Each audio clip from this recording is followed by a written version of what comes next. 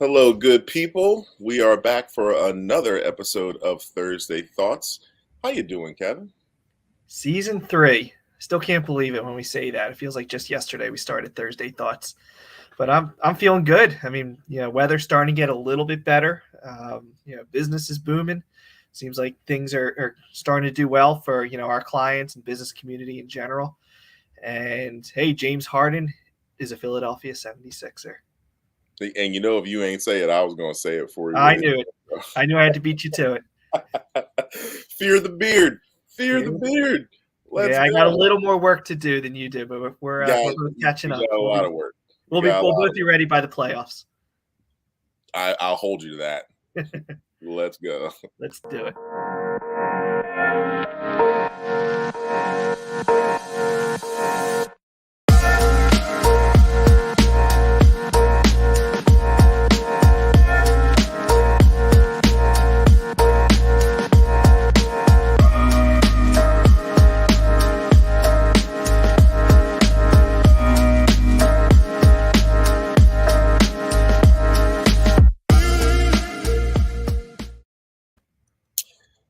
Good afternoon, everyone, and welcome to another episode of Thursday Thoughts, where we introduce you to thought leaders, amazing folks, business folks who can give some great advice to help you and your business grow. As always, your host, Zach James, with my good buddy here, Kevin Hover. How you doing today, Kevin? Doing great. That was a great intro as always. And, I love that we have a thought leader and an all-around good business person here leading our discussion. Indeed. So we won't waste much time. I know how we could get into our sports talk and some big sports news happen. So I don't even want to go down that path because then we'll have my man waiting in the back room for a little too long. So without further ado, I'll introduce you all to our guest for today's show, which is my man, Mr. Chris Gittings. So Chris believes relationships are the asset that always yields the greatest returns, maximizing lifelong happiness and fulfillment. With his background in cognitive science and psychology, he understands knowing how to initiate quality relationships is a must for any professional, particularly when searching for a job, recruiting new talent to your workplace, exploring acquisition opportunities, building new sales relationships, and so on. He's a founder of Cogent Connections, a young sales consulting and marketing firm that helps businesses build genuine, thoughtful, and productive professional relationships. He helps you connect with the right people, initiate productive conversations, and nurture your network. Please welcome my good buddy, Mr. Chris Gittings. Chris, how you living? I'm super honored to be here with both of you and really excited to chat with you. So thank you so much. Awesome, Chris. And to give folks some background, so me and Chris, we met during the pandemic. So we met virtually, which I've met a lot of great people in that manner. And I definitely wanted to chat with Chris because I met him on a group where there was like 20 or 30 people and whatnot. And he struck me as being super interesting for a couple different reasons. One, Chris looks like he's like 18. And I'm like, Chris, how the heck are you out here running companies and you're 20 years younger than me? So that was number one. And he's not that young, but boyish charm, all that good stuff. But then it was also, he was talking some amazing knowledge about building relationships and a lot in how it related to LinkedIn. And me being a LinkedIn guy, I was on LinkedIn, back when LinkedIn started, when it first was a thing, and then I fell off and then I came back. Especially since the pandemic, I've been trying to put more energy and effort into growing on that platform. And I've seen that platform take leaps and bounds just in these past couple of years to take advantage of it. But I just thought it was so interesting, some of the things you were saying. And then, of course, we had a one-on-one. I learned even more. And I wanted to share some of that knowledge, with the good folks who watch Thursday Thoughts. So, again, super excited to have you here, Chris. For people watching, please like, comment, share the show. Let's spread the knowledge. If you have questions at any point for Chris during this show, put them in the chat. And we'll ask them live and see what Chris has to say. But yeah, Chris, just to kind of kick things off, I wanted to just start, where I think it's most important, and that's really defining how to prospect and build business on LinkedIn and the difference between prospecting versus outreach. Can you give us a little bit of your thoughts on that? Yeah, you bet. So essentially, I think LinkedIn is a great place, not just to nurture relationships with people you know, but to initiate relationships with people who you'd like to build those relationships with. Hmm. And I argue it is okay. It is okay to approach someone who you don't yet know, who you think you'd benefit from having a relationship with, and who you think would benefit from having a relationship with you. So that's the key thing, is just knowing it's okay. It is okay to use LinkedIn to network. It is a networking platform for professionals. Hmm. And people have different perspectives on that. But I have that firm belief it is okay, but there's a lot you need to know to do that in a thoughtful, productive, and ethical way. Right. Right. And I kind of like look at it very similar to networking in person. Just like it's okay to go into a networking event and reach out to anybody there and introduce yourself. And there are some folks out there who aren't thinking of what value they can provide. They're thinking, "Oh, can I get a sale? How do I win?" The same thing Yeah. happens digitally, except digitally you don't get those other factors to be able to make an impression of what someone wants, or what their initiatives are. Usually it's that first sentence or line that they say to you that gives you some impressions. And quite frankly, LinkedIn turned me off when I would get in my inbox all these ridiculous requests and comments. I'm like, I don't know you. Like, I think that turns a lot of people off. Kevin, do you be getting Yeah. that too? Oh, absolutely. I mean, how many messages do I get per week that say, "Hey, I was looking at your website and I think our marketing services would be really good for your business." Yeah. And I'm Exactly. thinking, well, if you were looking at our website, you would know that our business is a marketing agency, so I don't need your help. How many times have we gotten that? Or I see your current job title and I think you'd be really good as our, marketing associate at our business. Well, I'm a business owner, so why would I leave my business that I own to become a marketing associate or something marketing, with your Hmm. company? So I think, as you guys were saying, I mean, you just have to make sure that you actually are putting that personal attention to it, And reaching out with something real. You know? right. And Chris, are those like bots? Like, what is They that? are. They are Tell bots. me, At least 90% of them. really. LinkedIn does not condone the use of automations to build relationships, well, to connect with people, essentially. But those tools are readily available. They're all over the place. You can find them, do a quick Google search online. There are dozens. And they largely do the same things.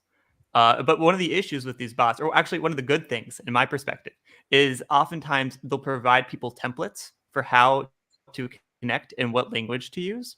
And then you will see those patterns and of everyone using the same prompts to connect with you because they're just using the templates that provided to them by the automation tool. Hmm. Um, LinkedIn in 2019 tried to stamp them all out because when you use an automation that's plugged into your Chrome browser, LinkedIn can see your Chrome plugins. So it's like, you're using, whatever the tool is, you're banned. But since then, the tools have gotten smarter. It's a cat and mouse game. And many of those tools are hosted on the cloud, and LinkedIn has no way of being able to tell that they're there. They could use very sophisticated tools to look at the way people move their mouses and the way that people type and the rate at which they connect, but LinkedIn's not doing it. Frankly, LinkedIn is a poorly built platform from a software perspective, many ways behind the times. Interesting. Huh. Interesting. Y'all heard it here. So one thing I'm curious about, or at least just want to dive into more for folks, is how we were talking about how the goal isn't always a prospect, it's to connect. And I feel like what a lot of people lose is like, all right, if the goal is to connect, aren't I connecting with people that I think are good prospects? Because like I kind of go the other way. I don't necessarily connect with folks that I think are good prospects. I connect often with people that do the same thing because I feel there's an area of growth there or area of collaboration. And I connect with people that to me seem like they're well connected. That's who I go after because I rather, if I'm going to find someone, if you're going to refer someone to me, I want them to be someone who you have a personal relationship with. So if I see someone who's out there dot connecting and giving value to others, that's who attracts me. But what would you recommend for folks, who are looking to not prospect, but to connect on LinkedIn? Yeah. Where I would start, this is my guiding rule. Hmm. If you initiated a relationship with a person, do you think reasonably that person, or like, are you pretty confident that that person is going to walk away from their first interaction with you, meaning an actual meeting, really glad that you met? Mm.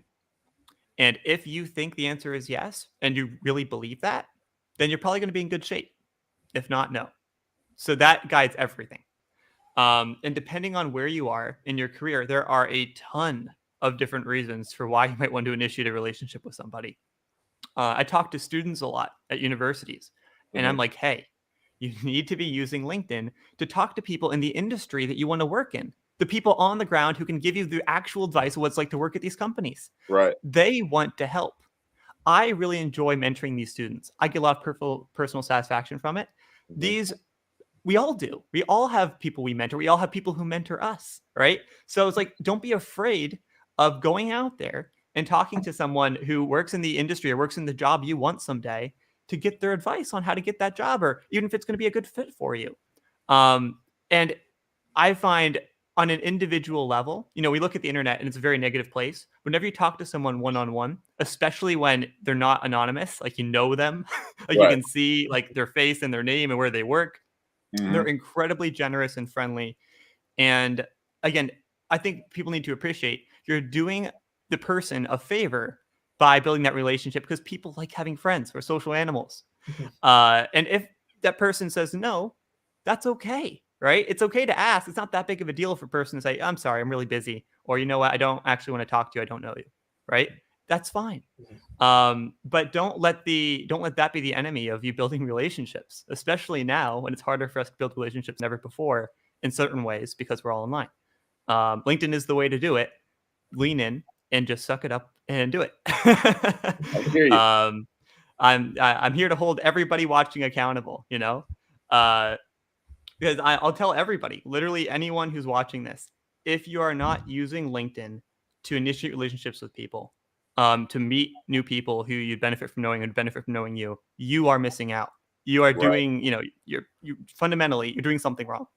And I'll stand by that argument with any person. And I'll go one-on-one with you and have that conversation and explain to you how you should be using this to add value to the world and also to have a more meaningful life, right? I don't like how people... I was gonna say, I hope folks take you up on that. If anyone disagrees, please hit up Chris. Yeah, I'm also on Chris's side. I agree and feel the same way. But yeah, what were you gonna say, Chris? I'm sorry. I forget, to be honest. But if you're afraid to challenge Chris, just lean in, suck it up, and do it. Right? That was the exactly quote of the day so far. Yes, well, that's exactly let's dive right. into this because we're talking about LinkedIn outreach, and I want to go over some other things of what to know about starting a relationship on LinkedIn. We covered a few items already. One thing that I'm a big fan of is starting relationships in sort of unique ways. So clearly people send you messages. You can usually tell if it's a bot or not. But like I like to send a message and it be like a video, like a YouTube link, and it be an introduction to who I am, or just reaching out and giving some information just because it's different. I also find myself often trying to make connections with people that have commented on posts that I've commented on. So we probably have mutual interests because we both comment on the same person, or there's some sort of thread there. We're connected, or we follow that individual who put out that post. So I often kind of look to see who else has commented and to check out their profiles and see if they would benefit from meeting me. Does that sound right to you guys, or any suggestions either of you have in terms of connecting with new people on LinkedIn?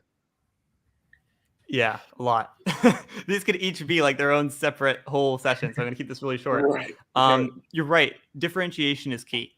If you sound like the people sending you the bot messages, and everyone knows what the bot messages are because you can see them, they're the invites you are all receiving. Don't sound like those people, because if you do, you're going to be seen as a bot as well. Even if their message seems reasonable, like, hello, Christopher, I found your profile really interesting. Let's connect. It doesn't sound like a bad thing, outside of the scope of LinkedIn. But contextually, when you see 50 of those messages, you're like, well, I'm not going to connect with any of these people. They're clearly using botting tools, and they don't actually even realize they're connecting with me. Right. So no, I'm not going to accept their invite, right? I would be careful with links as well, because, if you are a bad actor and you give someone a link to click on it, the stranger, they click on it, they're taken to a malicious website, they've got a virus on their computer, right? So you always want to be careful in general. This is a security tip. Don't click on links from people you don't know, and be careful clicking links from people you do know, because if they've been hacked, there's a guarantee they're going to be sending out links to everyone in their network trying to get them to click on them to Right. spread the hack, right? Yep. So I would avoid links for that reason. And unfortunately, I wish LinkedIn had a way for you to introduce yourself with video. Hopefully, it's a feature they introduce in the future. But yeah, like I think it would be brilliant if they allowed you to do it in the app, right? It was integrated, like on Facebook. You do Facebook posts, you put your video in, and it's there. I think part of the issue is, just the servers. It costs LinkedIn a lot of money to maintain servers with all the video, right? And if people are sending out individual invites, they're going to resave that video for every invite that you send, and that's a lot of data. So really, the answer, the principle I like to follow is, imagine you are texting your boss at like a corporate job, and your boss is not a good person. So if you are in that role, you imagine yourself in that role, you're going to be using proper grammar in your messages. You're going to be using full sentences sometimes, but for this case, let's say yes. You're going to be succinct, and you're going to be actionable. Meaning you're going to let this person, your boss, know why you're sending them this text. They don't want to hear an update from you. They want to hear why they need to be bothered about your update, right? And you want to keep it all as short as possible. So some of these things kind of work against each other. But if you keep all those factors in mind, you're going to send better messages. If you're sending a paragraph or a small essay, you're doing it wrong. Fundamentally, doesn't matter who you are, you shouldn't be sending a paragraph invite. What I like to focus on, there's a few different ways you can do this that are good. One of my favorite strategies is thinking about the person. Why do I want to meet them? So say, I'm looking to meet you because I'd really value learning more about this and this, and I know you work in this industry, and I'm trying to get into that industry, right? I'm looking to connect with you because I own a private equity firm, and I'm looking to invest in companies like yours. But actually explain what niche you're going after, and it's their niche, right? You can say, I'm looking for a divorce attorney when you're connecting with the divorce attorneys, if you are looking for a divorce attorney, right? Just be extremely direct. Don't use your name. Don't use the from Chris at the bottom. Don't treat it like an email. Don't send emails on LinkedIn, period. So many people do. It's wrong. Just don't do it. Emails for email. LinkedIn, think of it as like professional texting. Again, like texting your boss, right? If your boss wouldn't be happy with your message, your prospect or the person you want to build a relationship with won't be either. Also, when you go in, don't be afraid.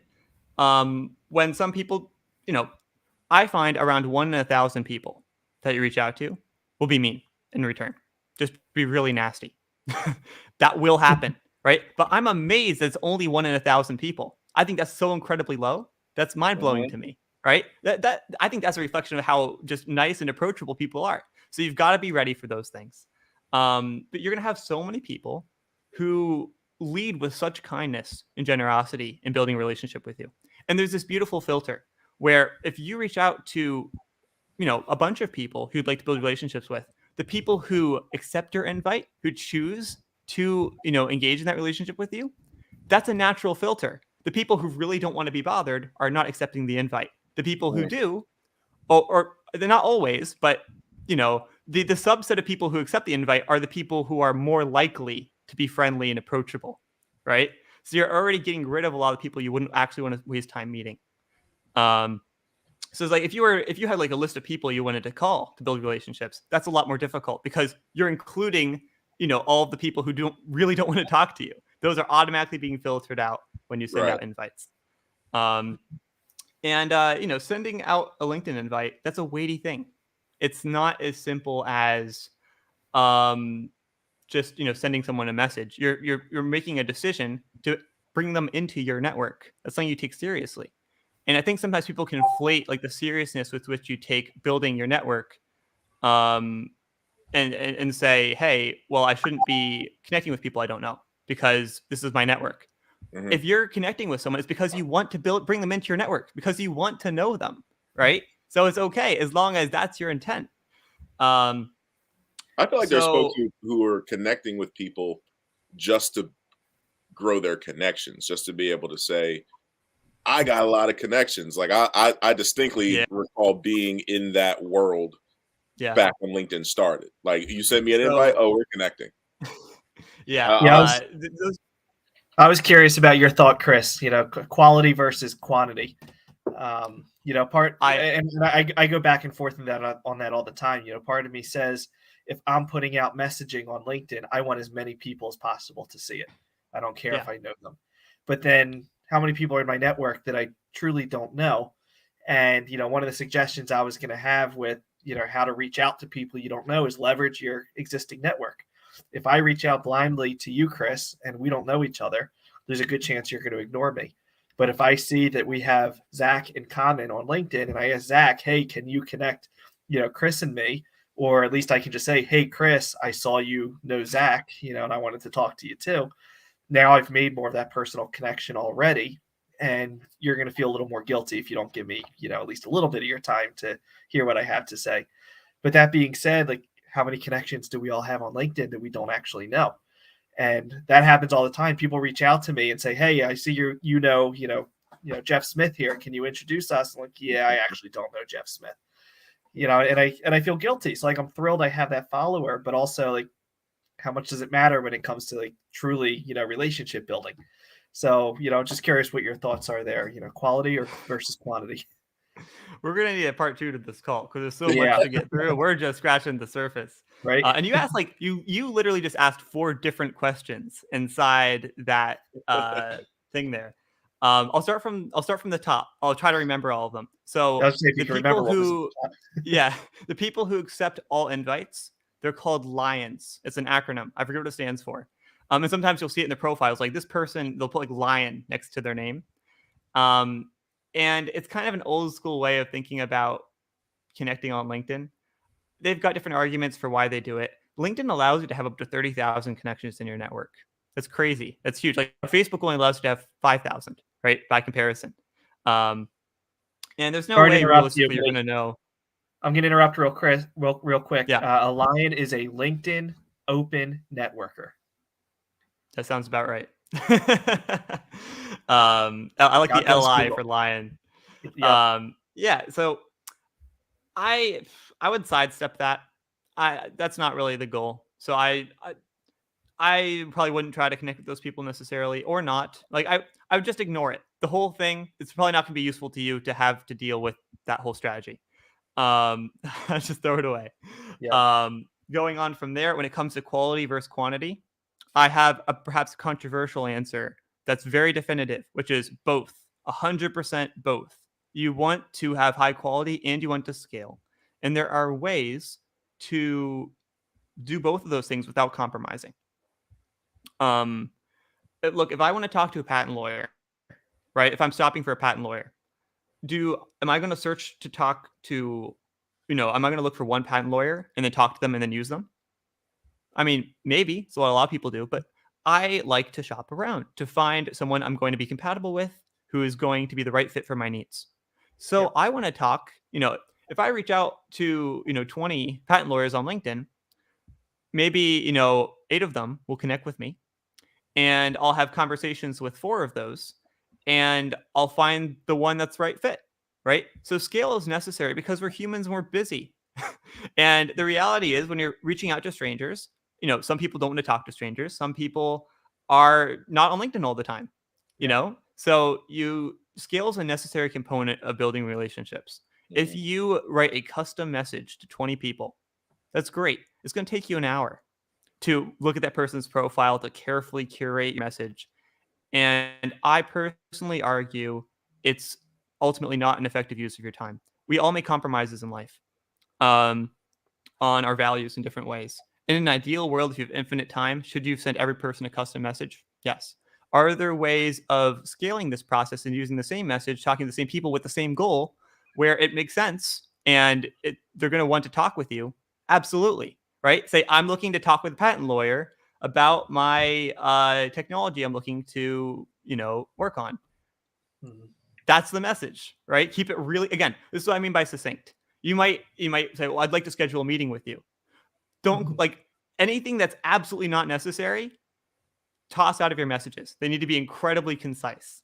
And that's what tells people that you're real, because the bots, like if you send a really long message as a bot, there's no consequence to that. You didn't have to type it all out, right? Yeah. So longer messages are one of the red flags of saying this person's not real, or this person doesn't actually care about me, right? So again, it's counterintuitive. I know in other facets of your life, you're not going to want to follow these rules, but specifically on LinkedIn, the rules are different contextually.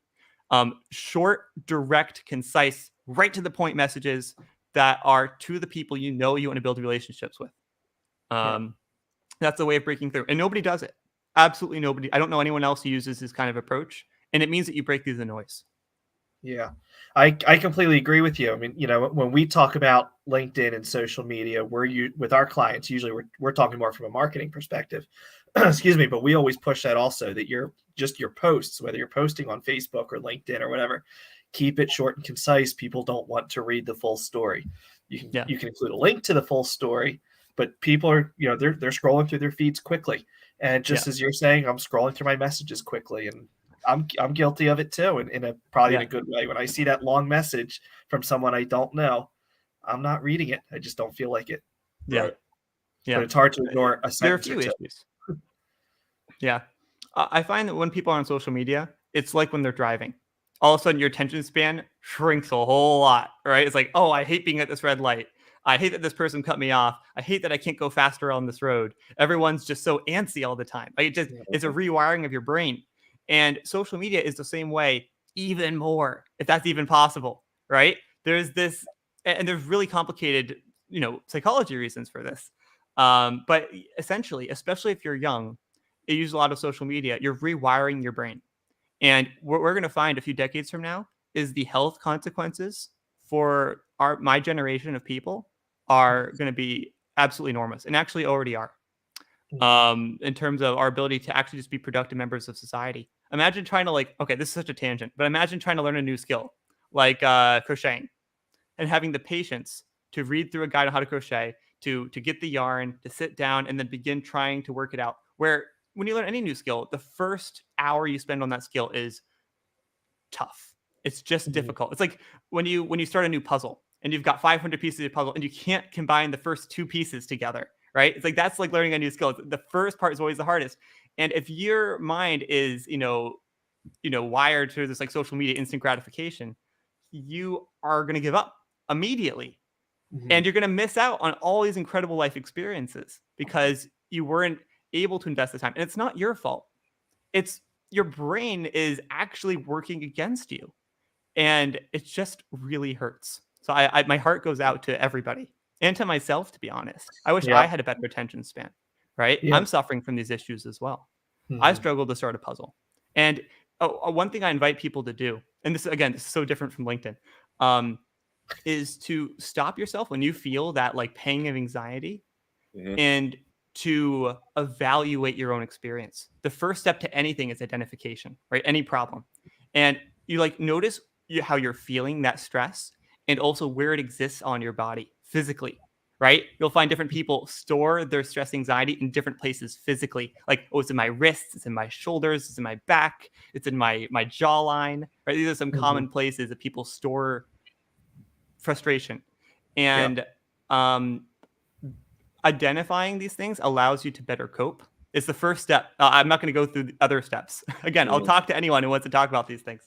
But it's the first step to beginning to overcome and work through just how uncomfortable it is sometimes to work on things that feel boring in the beginning. Back to LinkedIn.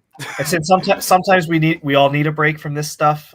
Zach, I think we should have Chris come back for a future Thursday Thoughts. He can teach everyone how to crochet. That's right. I don't know. So you force me to have to learn. We'll give you a couple months to figure it out yourself. Yeah, I'll round this back to LinkedIn, which is people's attention spans are people's attention spans are short. But in addition to that, the reality is it's not even a matter of, well, am I going to get bored 2 sentences into reading this? It's looking at the big block of text and going, oh my gosh, I don't have time. Like I'm so busy. Like I can't even begin to try to figure out what this person wants from me. Right? Versus just share the part where it's like, this is why we connected. This is why we're building a relationship. But it's different for salespeople. So if you're trying to do anything that isn't sales, that's what you want. when it comes down to sales, this is a whole nother call, is selling on LinkedIn. And the answer is don't, right? If you're pitching on LinkedIn, you've already lost. Right. And it's not just from a selfish, like, oh yeah, well, you're breaking the rules, but you're still going to be successful. No, it's less successful. There are people who will buy, but honestly, you're just not going to get the results that you could. It's a weird thing where on LinkedIn, oftentimes ethics and actual results truly coincide. And I'm a very honest person. If something is unethical and better, I'm going to tell you that it's unethical and that it's better. It is literally better to not sell on LinkedIn. However, you need to think about what it means to be a salesperson. A salesperson who does their job properly, adds value to the economy, increases the GDP in the United States. And the reason for that is that they are experts in essentially connecting people with the resources they need to reach their goals. That's what a salesperson does. And that's all they do all day, is connect people with tools, services, and products. And that makes you really, really good at understanding the applications where different tools are going to help different people. And you can leverage that. It's like, I am the expert in helping you apply technology. I'm the expert in helping you figure out how to institute cleaning processes at your facility. I am an expert in helping you understand the different options available to you when you're working to develop prototypes for a new machine, right? It's like, I know all the applications. So when salespeople think of themselves that way, as like, hey, I'm an expert who adds value because I have certain skills and knowledge no one else has, that immediately colors the way you connect. Because when you're reaching out to your prospect, they're not just there to talk to you about buying something today. They're there. You are their guy. You are their gender neutral guy for life, who they can turn to when they have issues that fall within the sphere that you're an expert in. So what you want to do when you connect is to inform people like, hey, I am your resource for these kinds of issues, and I want to be connected so that you know that you have someone you can talk to when you run into these kinds of problems, right? That's how you add value. And that's a win-win all the way around. And you're being very careful in who you're connecting to make sure it is the people who run into these issues pretty commonly, right? And again, no one's doing this. Absolutely no one's doing this on LinkedIn. And admittedly, finding the right messaging with which to do this effectively is tough. Because I've already told you all these different things, like use full sentences, use proper grammar, but be really short and let people know what you want. So like all these details need to be included, but it needs to be short and it needs to be correct. Talk with me about it, right? I have been doing this for 3 years. It's like it comes naturally, and I'm always willing to get on the phone with a friend and just if you're not able to afford, paying for help, I'm always willing to just give a person a pointer or two. So again, it comes back to, you have no excuse, right? Now that you listened in on this call, you have no excuse not to be doing these things. And folks who are listening, resources are here. Pay him. Don't take that last part. There will be a cost. You need the expertise, so you'll put dollars towards Cogent to help you out. Well, this comes down to a different thing about building relationships. Like, yeah, I have a business, right? But if I'm able to help a few people in a small way, as a friend, take 5 minutes on the phone, I'm demonstrating my genuine intent to add value to you. And I know that when you need more help in the future, where you're prepared to pay for it, you might turn back to me because I was generous with my time and my expertise, right? I think that's a good lesson for professionals in general, to say, hey, as long as you set up certain bounds around how you support people, and you lead with genuine intent, it is a good way to build a business, right? So it's like, truly, I am willing to take 5 minutes with you, even though I don't know you, to help you wrangle with a difficult issue, period, right? And I find it funny with coaches, and I guess you could call me a LinkedIn coach, right? But many coaches who I talk to, because I collaborate with coaches, they are hesitant to share some of their best advice with people because they're like, this person hasn't engaged me, right? Why am I going to share my best tips? I'm like, you've got it completely wrong. If you share some of your best advice now, that person's going to be so inspired that they're going to say, I need this person's help, because they know what they're talking about. And the light bulb goes off, right? So give your best advice at the front. And business leaders are smart. They recognize, I can't do this myself. That's what makes it one of the key things that differentiates a really successful business owner is them being acutely aware of the things that they have weaknesses in, right? So it's like they're going to use your help when you see something, share something brilliant with them, and then they're like, like I need to do something about this. Right. Obviously, you're the person to go to. You're the one who gave me the advice, right? That's how you get business. Mm-hmm. And that's, that ties back into the whole LinkedIn process, which is everything about being successful on LinkedIn is lead with adding value thoughtfully. If you go out there and you just help everyone with everything, give away your time without, regard, you're not, you will actually be taken advantage of. And even if you do it carefully, you still will occasionally be taken advantage of. I've been taken advantage of a few times, but I have also invested in so many people who I believe in, right? You follow your heart. It's like, I believe in this person's success. You invest in them.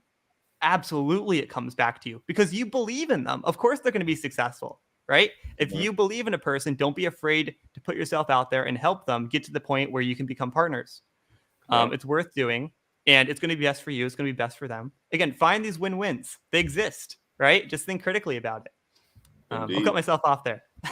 Indeed, no. Hey, man, I'm letting you go. This is good knowledge and things for folks to hear, and I think it's important for people to understand that it goes way beyond just an app or just connecting on LinkedIn. There's a philosophy behind all of this, how you build relationships, how you grow, how you provide value. So it's important for folks to hear that and hear it connected in the same breath as leveraging LinkedIn. Now there's a whole psyche and a whole process behind it. I do want to give some folks some top line information about some of the questions that they had regarding LinkedIn and specifically Sales Navigator. So I wanted to move into this a little bit and have you explain it, what it is, what are the benefits of using it. I know Kevin, correct me if I'm wrong. You've never used Sales Navigator, have you? I have not. It's been on my list of things to look into for the past 6.5 years. So Chris, drop some knowledge on us. What are we dealing with here with Navigator? You bet. So LinkedIn Sales Navigator is a LinkedIn tool. LinkedIn built it. And again, this kind of tells you a little bit about how LinkedIn thinks about its platform. They call it Sales Navigator. LinkedIn is a place for salespeople, right? It is a place for salespeople to build relationships. Sales is in the name. It is helping you navigate sales. That's what Sales Navigator does, right? Right. So the idea is it's built for salespeople, like specifically. But really, I argue everybody should be using Sales Navigator. It is worth it if you know how to actually utilize the tools it provides you. This includes recruiters. It includes any professional. It is 100% worth the investment. It'll be one of the best investments you ever make.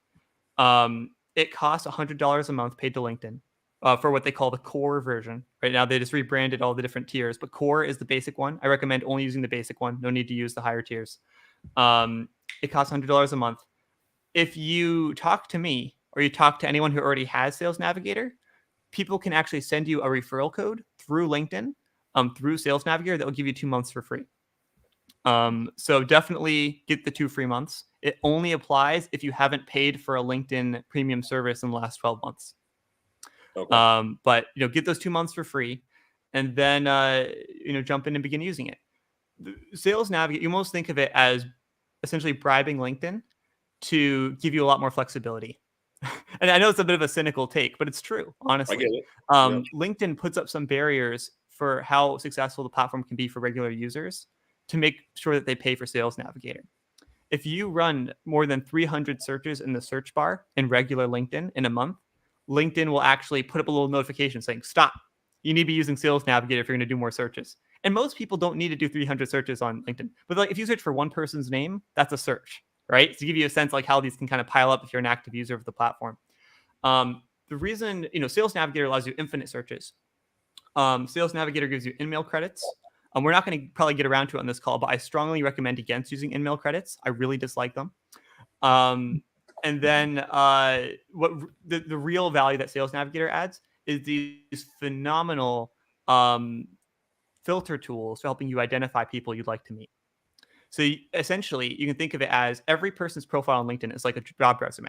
It's got their whole work history, where they went to school, their current job title, a little bio about them and their interests and their hobbies, anything you could want to know about this person when it comes to, essentially looking at their resume. LinkedIn compiles all this information, and it turns it into searchable filters that you can use to identify people. So you can use LinkedIn Sales Navigator to identify people according to any criteria based on what you'd find on their job resume. You can think of it that way. And no other platform allows you to do this. Good luck going on Facebook and searching for, again, patent lawyers. It's incredibly easy on LinkedIn. You just type in patent lawyers and boom, you get all the patent lawyers in the world, literally the world. You have to specify, I want them to be in New Jersey, right? Now, okay, here are all the patent lawyers in New Jersey with LinkedIn accounts. And that's most patent lawyers, right? And it's like, if you are someone who only works with patent lawyers, like maybe you're like a coach that focuses on patent lawyers. I don't know why I'm picking this example. You can look at that list and say, here are all the people who exist in the world, reasonably speaking. Yeah, I know there are super people who don't use LinkedIn, but essentially, here are all the people who exist in the world who might ever work with me. And that's a great place to start in terms of thinking about how you're going to go about trying to build relationships with these key people. It's like, here is the definitive list. This is a great place to begin. And now I can begin breaking things down and getting creative with how I'm going to actually build relationships. And that's a whole nother process. We could have a whole nother conversation on just examples of like, if I wanted to do this, how do I approach, building that relationship? Because the answer is different depending on the application. Got you. Now, if I were to search patent lawyer just in the regular search bar and I didn't have LinkedIn Navigator, or LinkedIn Sales Navigator, what are the results I'm getting? What am I losing out in terms of the responses? To be honest, I don't really mess around with the regular search tool. I really dislike it, right? So there are a few reasons. If I want to do a search, I can't decide what categories I want to filter people into before I run the search. I have to type in a keyword, and then the search appears up, and then all the filters show up. And the filters are just incredibly clunky. There's only a few of them. I'm guessing, yeah, you could type in patent lawyer and get some results, but I think it's only like 10 pages, and there's only 10 results per page. So it's like you're only going to see a few, and you're not, I don't know if you're seeing who your mutual connections are. I'm actually pretty poorly informed on the capabilities of the regular platform because I don't use it. It's like, why would I? I have Sales Navigator. It's so much. There's so much more there. But whenever I have tried to use it, I've always been disappointed and frustrated. I'll say that much.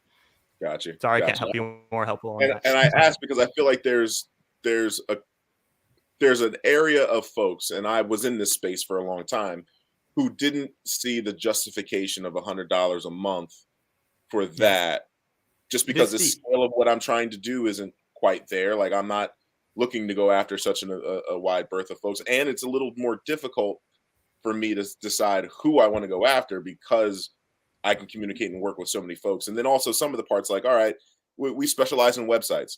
How can I find out if you have a bad website or you need a website update through that? I can't really discover that. So I feel like it clearly is more beneficial for certain folks than others, but are there any generic benefits, that would say, all right, well, even though you mentioned those things, this can still benefit you because of X, Y, Z. Yeah. So you got to get creative.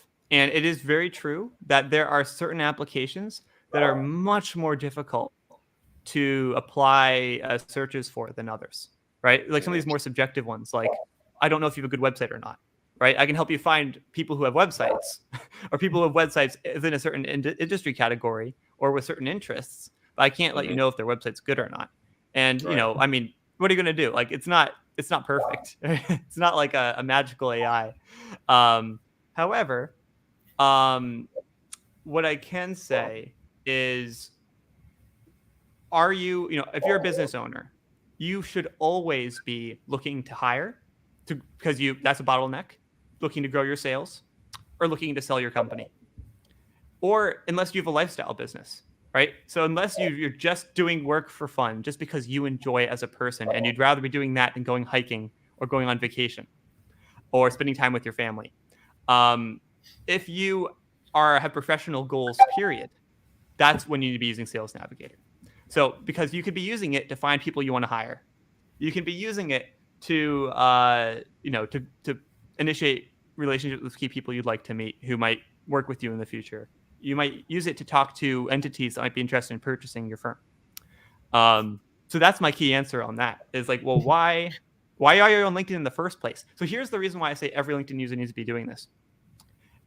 If you have a LinkedIn account and you're not a user, okay. You're probably, maybe you have a lifestyle business.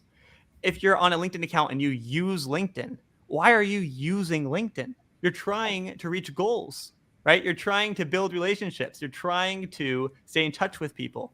You're trying to learn new things about how to become a better professional. If that's the case, you're moving. And if you're moving, you want to be building relationships with people because that's how you get more good advice. That's how you get more people in your corner trying to help you in your career. Why wouldn't you want that? I guess that's my answer. No, and I appreciate that. So I'm thinking in terms of like, I was trying to ask myself that question when you said it, why do I use LinkedIn? And I think the first thing to do is to keep my existing audience and those who happen to, grow with the audience through natural methods, updated with what I'm doing professionally, with the mindset that they'll see it and then know what I can do and know that I can help them in those particular areas. And it's worked like that a few times. I've gotten folks reaching out, oh, I didn't know you did this, or oh, this was pretty cool. How much does it cost? Like I've gotten that. And none of that, I'm using searches or doing anything. It's just more organic. Yeah. I don't know how I could accelerate that using Salesforce. Like that's what I want to figure out. Like, just putting the right people in the circle or. Absolutely. So your key thing is you have these shows that add a lot of value to your audience, right? You're providing them free advice from people with, thought leadership in different areas. That's great. Mm-hmm. If you really believe in your show, don't you want to have more people who have these resources available to them? Don't you want to have more experts you can lean on to provide new, interesting perspectives to your audience? Right? 100%. These are reasons to initiate relationships. You're like, well, Chris, I want lots of viewers, but I don't want to be like bothering individual people being like, you should watch my show. If you can, if there's a key specific reason why it's going to be relevant to that person in particular, right? So you're like, might be, Zach, I do a lot of work helping business owners or business development people, right? I might want to run a live event in the future where I actually facilitate people in my audience connecting with each other. If that's the case, I can say, well, who's in my area in business development or who's a local business owner in a certain category? I need, I want to build a relationship with them because we're building a community here, right? Your show is a community and it adds value to your existing community for you to help, pull people in who are going to synergize well with them. You might have a newsletter that you're building, right? Where your newsletter could just be clips or even episodes from your show and some commentary on your experience, kind of like an editor's note. That could be a great value-added newsletter. Don't local folks want to be a part of that, right? So those are some examples where it would make sense for you. Awesome. Now, you wouldn't, you might not necessarily be trying to send out dozens and dozens of invites every week.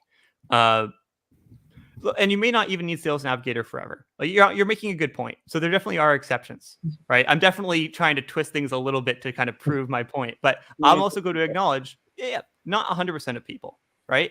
But my argument is that if you're building a show, and this is a mindset thing, a growth mindset thing, if you really believe in the content you're building and you believe in the value it's adding, you want to be aggressively growing your show, right? Fundamentally. And if you're not trying to do that really aggressively, why are you bothering with a show in the first place, right? You either think this is the best thing ever, you think you need to improve it, or you shouldn't be doing it, right? Mm-hmm. No, I feel you. And I think that's where it comes down to like different ways to grow a show. And I think for ones that are going to be innate live on LinkedIn, like Zoom in with Zach, right there. That makes total sense. Now, folks, again, those who are watching, you can still like, comment, and share the show. We had even more stuff we wanted to jump into, so there will be a part 2 to this, possibly a part 3, because I can see we and Chris we can get into it. We could go. Just to give like almost like a mini little recap. Let's just touch on these 2 things before we head out of here. Which is some advice that we had, which was asking for a meeting. Don't pitch online, which I think is super, super important. Then understanding what value you add I think that's also really, really key. I know we kind of beat that first one home, but tell us before we head out of here, Chris, a little bit more about the value someone can add in 5 to 10 minutes. Yeah, bet. Yeah, I'll keep it short. If you are a firm or a venture capitalist looking to invest in other businesses, you add value to that business for them to know you because they would benefit from knowing more potential buyers. Why wouldn't someone want to know more potential buyers if they're going to consider selling their business? Not necessarily now, but maybe 5, 10, 20 years down the road. They want to know you. They want to have you in their network. If you are an installer of HVAC systems, right? And you have several suppliers. You have the HVAC unit, but you also have like the insulation. You have all these other components that go into what you're doing. And you have to buy product again, again, again. Wouldn't you benefit from knowing more suppliers who are going to compete for your business to provide you the best quality and the lowest price? Absolutely. Right? These are some basic examples of applications where it inherently adds value to someone for you to know them. If you run a chamber of commerce or another membership-based organization, you believe in your organization, don't you want people to join? Right? Don't you think they want to know somebody who like if they decide to join in the future, they know who to talk to about getting started? They Right. absolutely want to have a contact at their local chamber. Even if they're not ready to join, they want to know who they can talk to get advice or to see if the chamber is going to be right for them. That's a reason to be connected, right?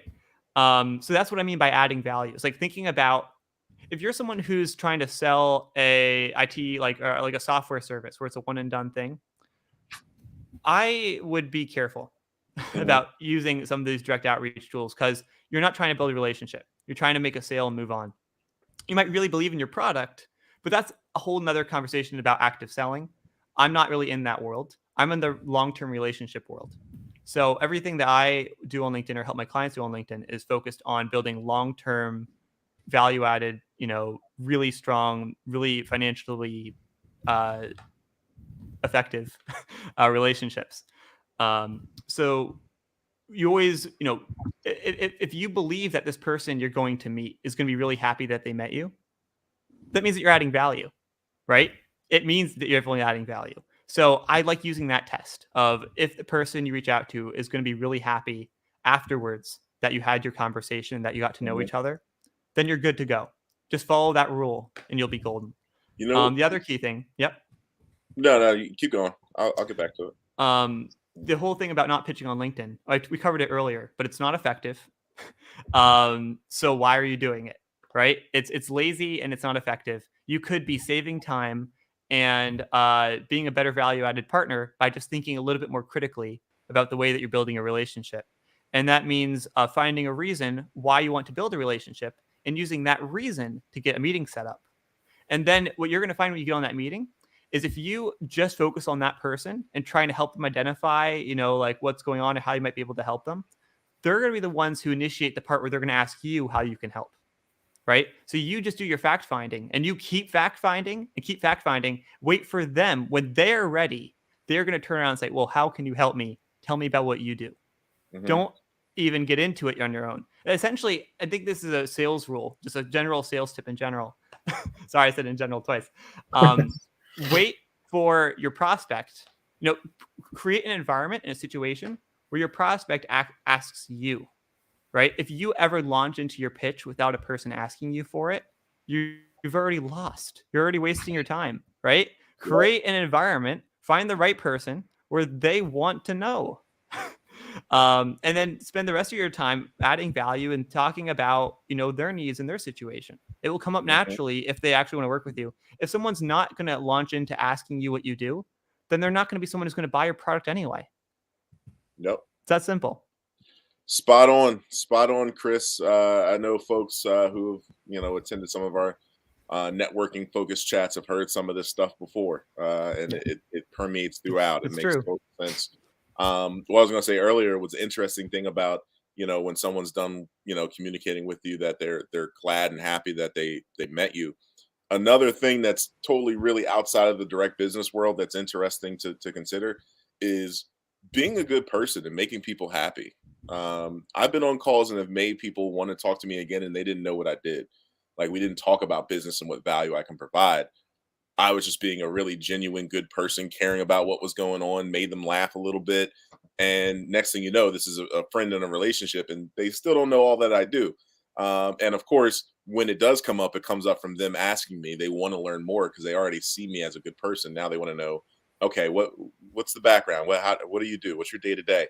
And then I can go into it, usually overwhelming them because there's a lot. But that's how the process goes for me, and I enjoy it. So it's very true. To make sure you're giving value and make sure, like Chris said, when they walk away, they're very glad that they've met you. Chris, this has been super, super awesome. I'm gonna scroll at the bottom of the screen again, but please tell folks again how to get in contact with you. You bet. This was so much fun. So really thank you for having me, and I'm excited to be back in the future sometime. You can reach me at chris@cogentconnections.io, or you can find me on LinkedIn. Chris Gittings. I think it's Christopher Gittings on LinkedIn. Glad to connect with you and meet if that would make sense. Funny, Chris, I lose that battle all the time because I'm Zachary James on LinkedIn, and it hurts extra and it's on there with Yep. an 8. So I think I actually might change my LinkedIn to Zach James. I feel like I think I might need gotta to make as well. I'm a Chris, not a Christopher. I hear you. I hear you. We both do it. Kevin, any parting words from you? I'm a Kevin, not a Kevin. I hate you, Kevin. Folks, we will be back next month. We are actually finalizing with our guest currently, but if you ever are interested in being a guest on a future episode of Thursday Thoughts, just email us at energy@navitasmarketing.com. Again, thank you, Chris, for being with us, and we hope the rest of you who are watching have an amazing rest of your day. Peace.